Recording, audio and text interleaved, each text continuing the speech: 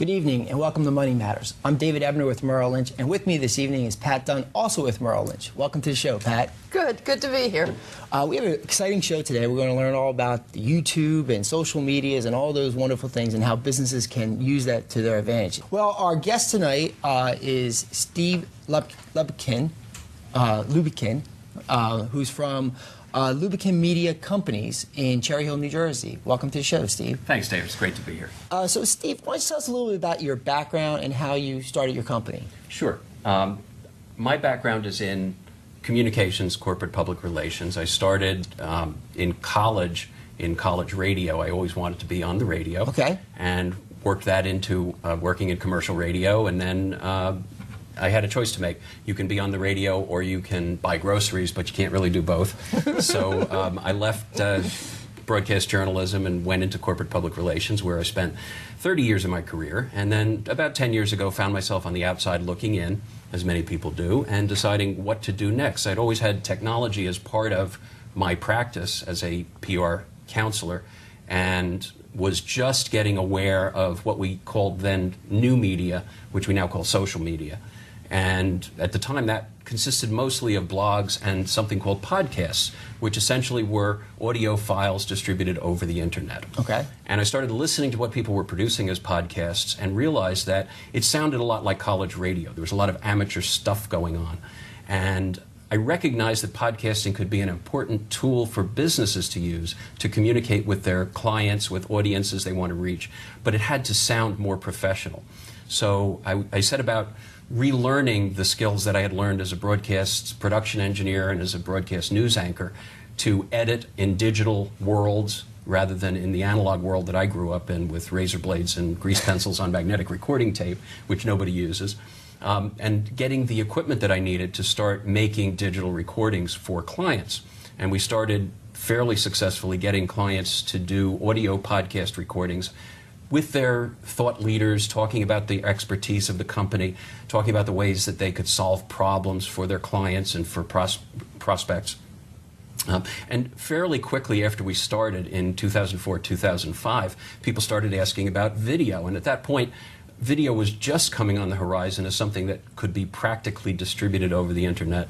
It was very hard to do, the bandwidth wasn't there, right. And the devices for watching it, like the very first iPod, if you remember, that could play videos, cost about $600. Right. And we said to people, you know, wait a while because the prices will come down, the bandwidth will become available, and sure enough it did. And since about 2006, 2007, we've been producing substantially more video for clients. I have a full-blown recording studio, TV production and audio production in the basement of my home.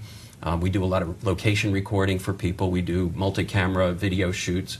We do audio podcasts for several clients, and the rest, as they say, is history. Excellent. Well, from a business owner's perspective, and we have several business owners as watchers of our program, they're sitting out there saying, but Steve, you know, I make widgets.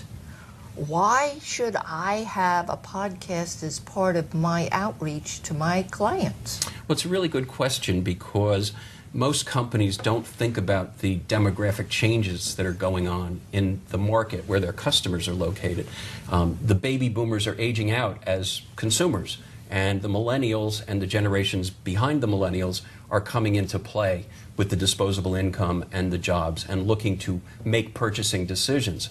Those generations, the millennials and the ones younger, don't do things the same way as the baby boomers did. And when I give talks to groups about social media, I put a picture on the screen of the yellow book with the fingers walking across it. Yes. And most people under the age of about 35 don't know what it is. No. Most of them have never used the yellow pages to find a business solution.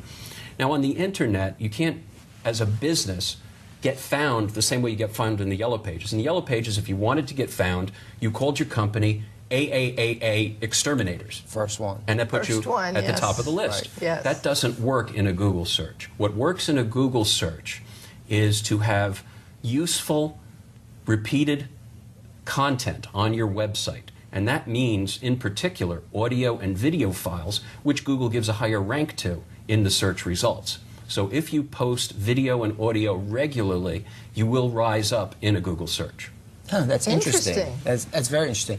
I want to stay on the social media because I'm intrigued by social media. Everyone is. Right, because it's out there, but it seems like it's going through many incarnations. And you talked earlier about Facebook, but I have a 14-year-old daughter who's on Facebook, but it's not on Facebook. That's passé. That's what her mother does, if you will.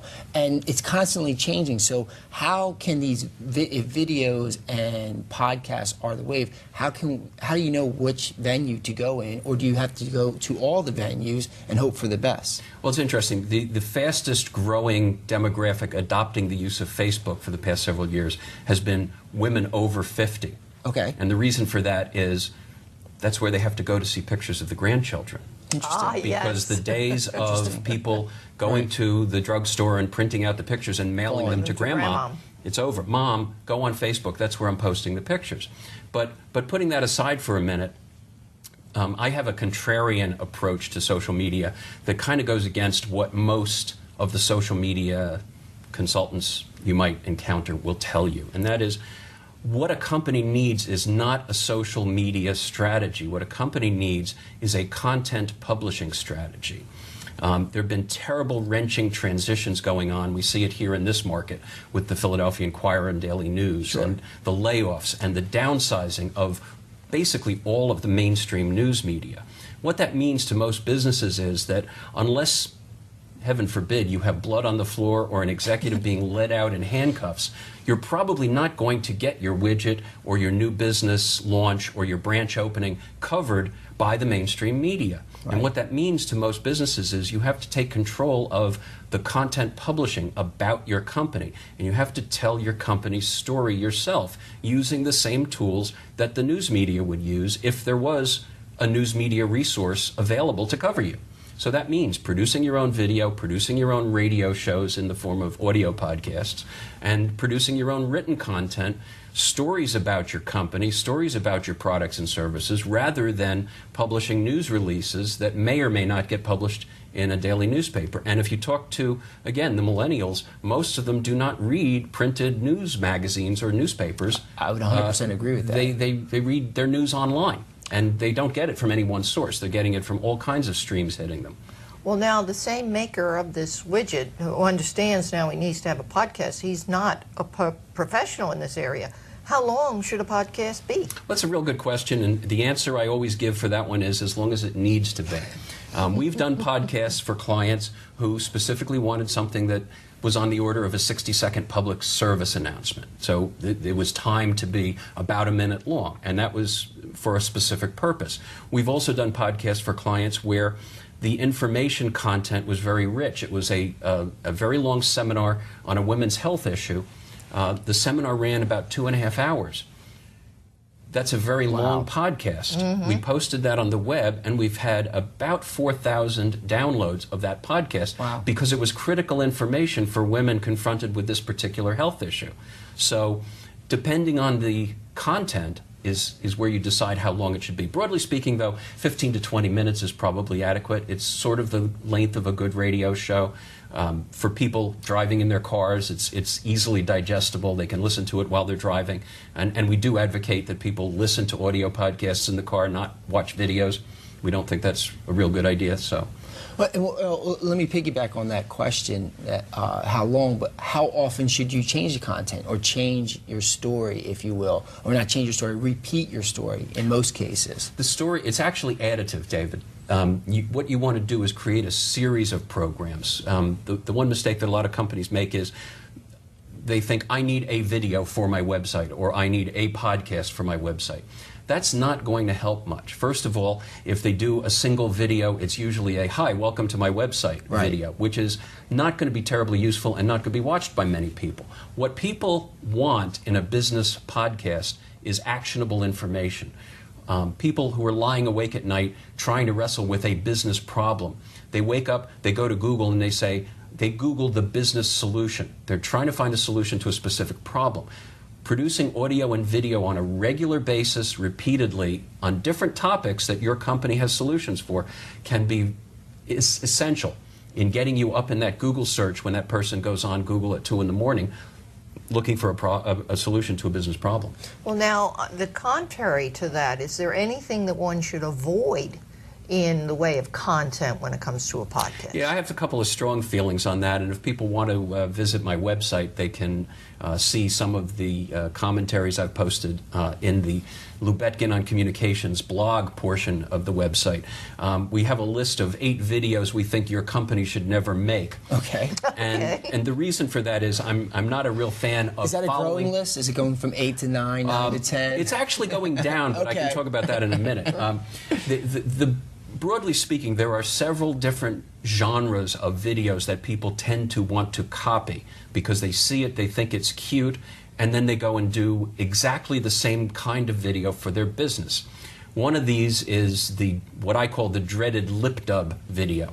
It started with a video that the Today Show staff did in New York, where in a single take, they turn the camera on and the camera follows people dancing along a set path in a single take. There's no switching, there's no editing with the cameras. And they're lip syncing to a popular song. In this case, it was the Black Eyed Peas singing I've Got a Feeling. Okay. And it was very popular. They showed it on the Today Show. It went on YouTube. It went viral, millions of views. And then every company in the world said to their marketing person, we want to do the same thing. And at last count, there were about 2 million videos of people lip syncing to the Black Eyed Peas. From an employee enthusiasm and morale standpoint, it may be fun to do. It consumes an enormous amount of time, and it can be expensive if you do it with a professional film crew.